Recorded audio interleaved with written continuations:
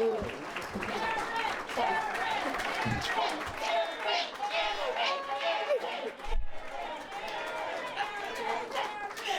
right, what mic is what?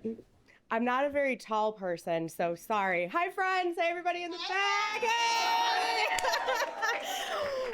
I'll see you all after, but I can't see you right now. But good morning, everybody. Thank you all so much for coming out this morning.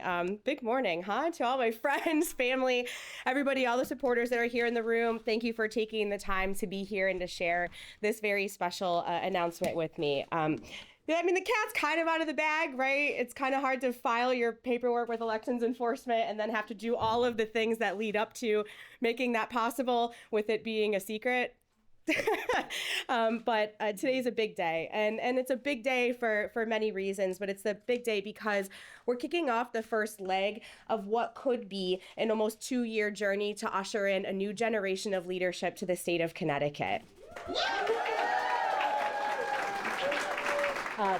So with that being said, I am excited to announce to all of you here today that I have officially filed paperwork with the state to explore a run for governor of the state of Connecticut in 2026.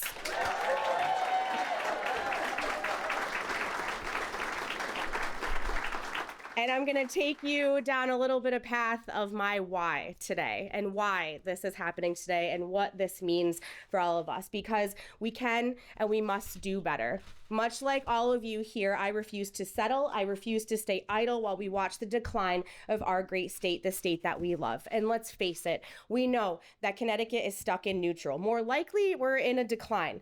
Taxes and the cost of utilities are simply way too high. Young families like mine struggle every day to make ends meet. We're losing businesses and talent to other states. We have no long-term vision of where as a state we want to go.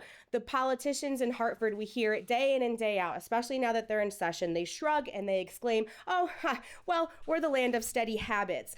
It's a feeble attempt to distract from their own failures. Our state is stagnant because our leadership is stagnant. Like Connecticut today, the city of New Britain, I inherited 12 years ago. When I took office 12 years ago, the city was also seeming lost. It was stuck in neutral and it was drifting into decline.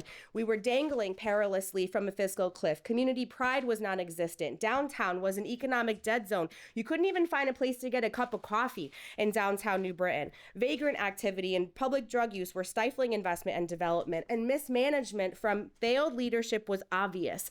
We were on the verge of a state takeover of our finances. We were the punchline of everyone's jokes across the state of Connecticut, and not anymore. Not anymore. 12 years later, you look around, because through common sense and conservative leadership, we stood up, we fought back, we won, despite being outnumbered politically 4-1 Democrats to Republicans in registration. We've lowered taxes, we've closed a $30 million operating deficit, we led the transformation of downtown New Britain, fostering nearly $330 million in new development, $330 million in private development happening in downtown New Britain right now.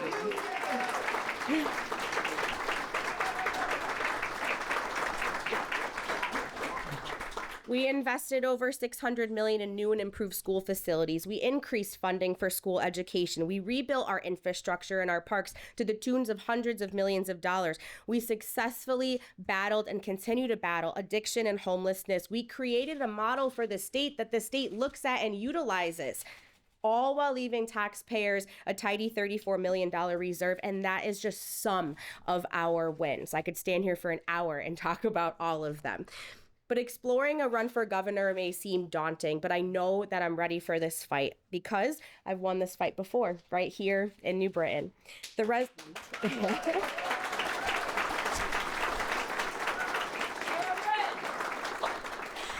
residents of Connecticut shouldn't have to settle. They deserve real results, and I have a proven track record of delivering them.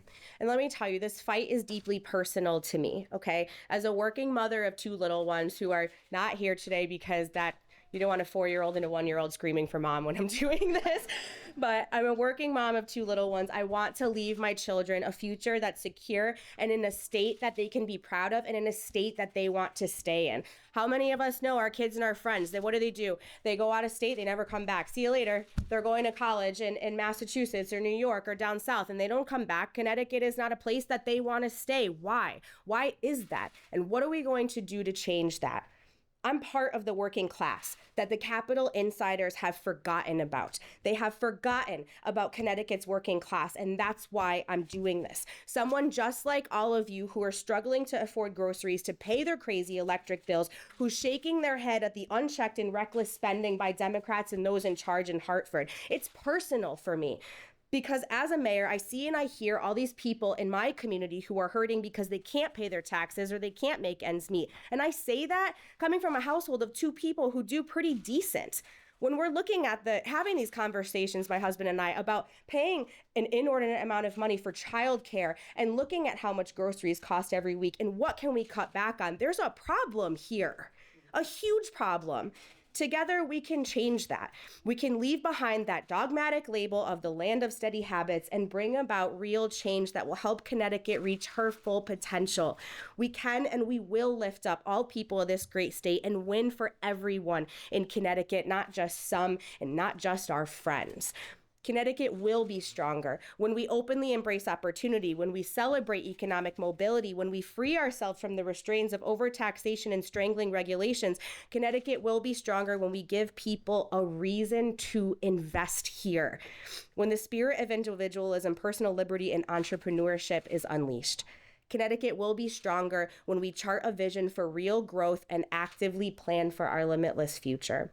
It's all possible. But we have to bring a new generation of leadership to the hallowed halls of Hartford to make it happen. And let me tell you what a new generation of leadership means. It is the same slogan that I used the first time that I ran for mayor in 2013. And ironically enough, it applies now for this next step in my career. A new generation of leadership means strength and decisive action. A new generation of leadership, to everyone in this room who knows me, knows a little brashness, straight talk, but definitely telling the truth, right?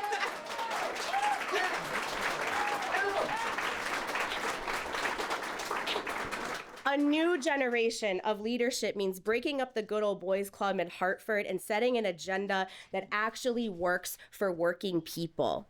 A new generation of leadership means delivering real, tangible results for the citizens of Connecticut. And a new generation of leadership means lowering taxes, cutting the cost of utilities, and making Connecticut affordable. Yes.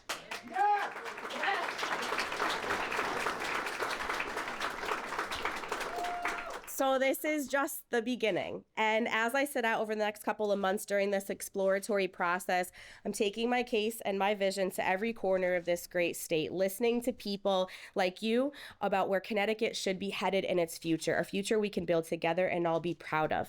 I've made a name for myself of listening to people in this community. I've never been afraid to hear people, to listen to what they have to say, and I think it's about time that our statewide leaders do that too. Yes.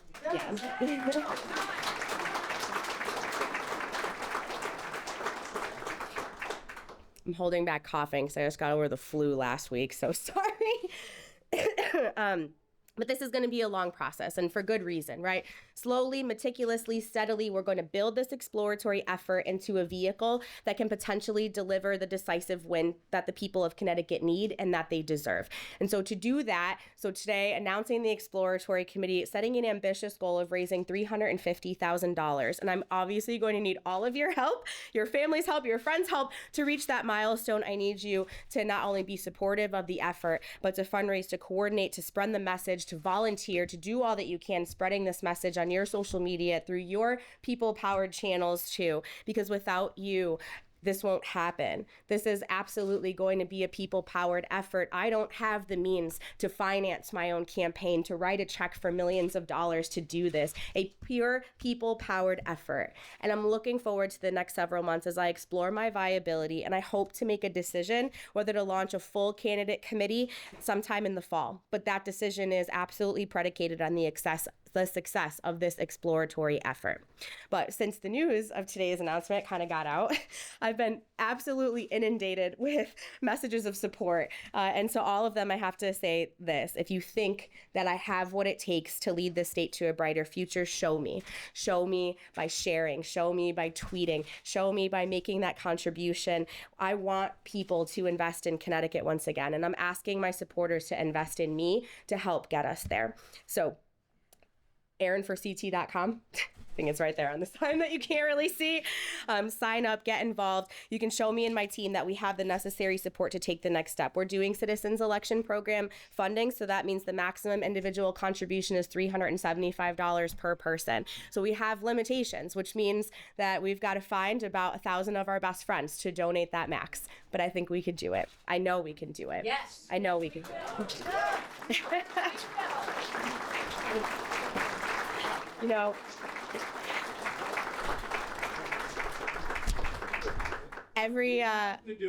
yes.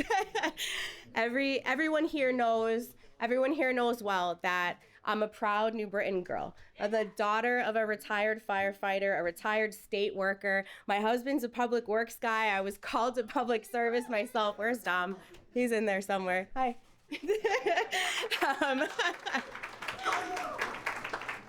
You know, unlike nominees of the past and governors, I can't just write that check myself. This effort certainly does need to be fueled by everyone. And for a long time, we've ran this thing here in New Britain on loyalty and love, and that's what it's going to do. That's what it's going to take to get us there. This is going to be a true grassroots effort that isn't fueled by special interests or just a few millionaires. And from the support and encouragement I've received already, we absolutely have what it takes. I know we're going to get there. I feel good about this. I want to thank all of you for being here today. I'm so excited to be making this announcement. Your support and your encouragement mean the world to me. Now I need you to encourage 10 of your friends too. Connecticut's new generation of leadership is reporting for duty today, and I'm ready to do this. Thank you.